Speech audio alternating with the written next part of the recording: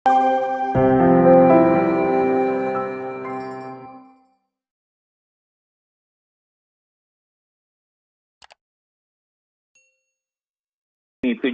kita tentunya untuk seleksi ASN pegawai pemerintah dengan perjanjian kerja untuk guru-guru honorer ini ada tiga.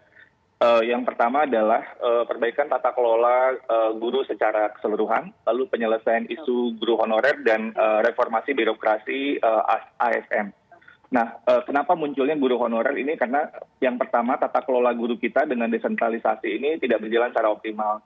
Jadi supply dan demand-nya itu tidak terjadi secara seimbang. Ketika ada guru yang pensiun, tidak langsung diganti oleh guru atau rekrutmen yang baru. Sehingga sekolah-sekolah pun pada akhirnya melakukan rekrutmen secara sendiri-sendiri. Yang ini kemudian menimbulkan variasi dalam hal kualitas dan juga kondisi kerja guru-guru kita. Sehingga banyak sekali guru-guru kita yang tidak mendapat kondisi kerja yang layak. Nah, inilah yang kemudian kita ingin lakukan dengan seleksi ASN P3K untuk memperjelas status guru sebagai aparatur sipil negara dan kemudian meningkatkan kesejahteraan guru-guru tersebut karena kemudian gaji dan tunjangannya itu setara dengan PNS. Nah, kemudian juga ini merupakan bagian dari reformasi birokrasi. Reformasi birokrasi ini tujuannya adalah meningkatnya pelayanan pada publik.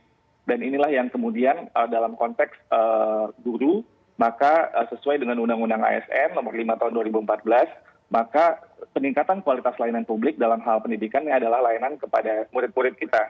Kita ingin kualitasnya tetap terjamin demi kepentingan murid-murid kita karena tantangan pendidikan saat ini dan mendatang ini sungguh luar biasa. Jadi inilah yang ingin kita lakukan juga supaya secara kompetitif sistem pendidikan kita bisa terus lebih baik dan menghadapi tantangan zaman yang kita hadapi. Dalam hal penyusunan soal, kita telah melibatkan tentunya panel ahli substansi terdiri dari dosen, guru, dan praktisi di setiap mata pelajaran, dan juga hasil uji coba empiris yang dipandu oleh tim ahli psikometrika yang juga terdiri dari dosen dan praktisi, untuk kemudian menjamin bahwa setiap peserta tes yang dinyatakan lulus memiliki pengetahuan yang minimal yang dibutuhkan untuk menjadi guru aparatur sipil negara. Nah, memang buat peserta tes yang belum mencapai nilai batas kelulusan untuk tahap pertama, panitia seleksi nasional memberi kesempatan, dan ini nggak pernah terjadi sebelumnya, yaitu ada seleksi tahap 2 dan tahap 3. Yang ini yang merupakan kita harapkan dapat dimanfaatkan oleh semua guru yang masih belum berhasil di tahap pertama agar bisa mencapai nilai batas kelulusan pada seleksi tahap kedua dan ketiga. Yang namanya juga seleksi tentunya ada proses yang kemudian bisa menentukan melewati dan yang belum. Kita sangat paham sekali dengan kekecewaan yang ada di tahap pertama ini, namun masih ada tahap kedua dan tahap ketiga, sehingga kemudian bisa mempersiapkan lebih baik lagi dan saling memberi dukungan. Harapan kita semua adalah semua ibu bapak guru dapat lulus. Baiklah, selamat pagi Pak Dirjen. Selamat pagi, Assalamualaikum Bu. Ya, Waalaikumsalam warahmatullahi wabarakatuh. Ya, barangkali ini saya mau curhat ya.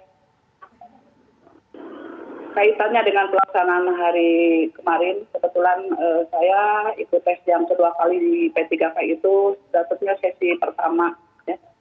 Sesi tanggal 13 hari Senin gitu ya. Apa yang saya sampaikan tadi ya ke Mas Bayu dan Mbak itu ya, itu betul-betul terjadi Pak di lapangan. Ya. Jadi terutama itu untuk kompetensi teknis ya Pak. Itu sangat tinggi sekali dan peningkatannya dari pengalaman kami testing yang 2019 nilainya itu sangat tinggi sekali Pak peningkatannya. Kalau nggak salah untuk teknis tahun 2019 itu nilainya cuma nilai passing grade-nya cuma 65 gitu. Sementara sekarang saya aja yang guru BK passing-nya itu 285, Pak. Jadi di teknis itu bukan hampir semuanya itu tidak ada yang passing grade, Pak. Saya minta kepada Dirjen ya, tolonglah luluskan saja Pak yang testing semuanya itu, yang honorer, yang K2, apalagi K2 itu cuma 84 orang itu di Jawa Barat Pak. Cuma 84 orang, kemudian juga itu sudah ada yang meninggal satu sebelum tes Pak. Dia meninggal sebelum pelaksanaan tes, dia sudah meninggal, yaitu dari Kabupaten Tasikmalaya, Pak. Sudah ada yang meninggal. Baik. Dan tolonglah luruskan saja. Tolong, terutama tolong sampaikan salam saya dan keinginan saya. Kami semua guru honorer ya dan K2. Tolong sampaikan harapan, keinginan, ya, penghargaan atas pengabdian kami guru honorer dan K2 kepada Mas Menteri. Tolong sedikit saja nurani untuk kami ya, karena tidak akan ada Pak Dirjen, tidak akan ada menteri, tidak akan ada presiden, tidak akan ada pengusaha tanpa kami guru honorer. Assalamualaikum warahmatullahi wabarakatuh, Pak Dirjen.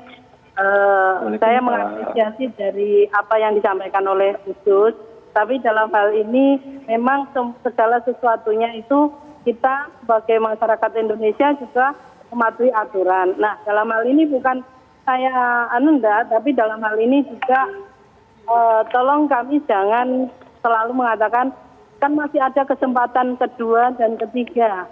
Kami ini sebenarnya sudah sangat capek, Pak, dengan kondisi kami di lapangan. Kalau kami harus katakanlah harus bersaing dengan mereka yang muda dalam hal ini, mohon maaf terkait kemarin soal ujian kemarin itu saya guru bahasa Indonesia, di sini pelajaran bahasa Indonesia soalnya kayak koran, Mbak, mohon maaf. Jadi kami mengerjakannya itu bukan memahami kalimat yang ada, tetapi hanya membaca petunjuk dan jawaban apa yang ada di situ. Karena untuk memahami kalimat yang di atas itu sangat dengan waktu yang sangat singkat itu sangat kami rasakan, apalagi dengan usia mata kami sudah, itulah kendala-kendala. Okay. Nah, kami sangat berharap bukan kami harus dibenturkan, masih ada kesempatan tahap kedua, ketiga, Mbak, mohon harapan kami, tolong paling tidak kalau memang grade-nya itu, saya berharap grade itu turun, Pak, paling tidak ada turun katakanlah 30%, itu satu. Kalau itu ada afirmasi, teman-teman ini ada afirmasi, katakanlah K2 itu ada 15%, atau mungkin yang usia 35 ada 30%. Ada toleransi di sana lah ya, Bu Sri? Itu ada toleransi gitu loh. Dengan pengabdian kami yang selama ini sudah tidak ada belum ada perhatian sama sekali. Contohnya saya sudah 25 tahun. Nah ini Pak yang harapan ada korelasi antara pengabdian dengan dengan aturan. Jadi kami tidak menolak aturan yang ada begitu, Pak. Langsung saja kita dengarkan Pak Dirjen, monggo dijawab Bu Sri dan juga Khusus tadi masukannya. Terima kasih masukan-masukannya kepada Bu Sri dan Bu Suswantini. Tentunya seperti yang sudah disampaikan juga oleh Bu Sri dan Bu Suswantini bahwa kita sangat memahami tentang kondisi yang ada di lapangan. Tentunya ini menjadi perhatian kita semua, Ibu. Namun tentunya yang seperti Ibu juga sampaikan bahwa untuk menjadi aparatur sipil negara ini perlu melalui sebuah proses seleksi. Ini kan sesuai dengan undang-undang atau regulasi yang ada. Nah, pemberian afirmasi berupa bonus nilai ini kepada non-ASN yang berusia 35 tahun ke atas dan juga untuk guru honorer PHK 2 ini tentunya sudah kita khususkan. Karena sekali lagi kita ingin yang ini sebelumnya tidak ada dalam seleksi ASN sebelumnya, dan kemudian kita berharap tentunya dengan kesempatan yang lebih banyak pada tahun ini kita pun juga bisa memastikan bahwa guru-guru kita bisa memaksimalkan kesempatan yang ada ini.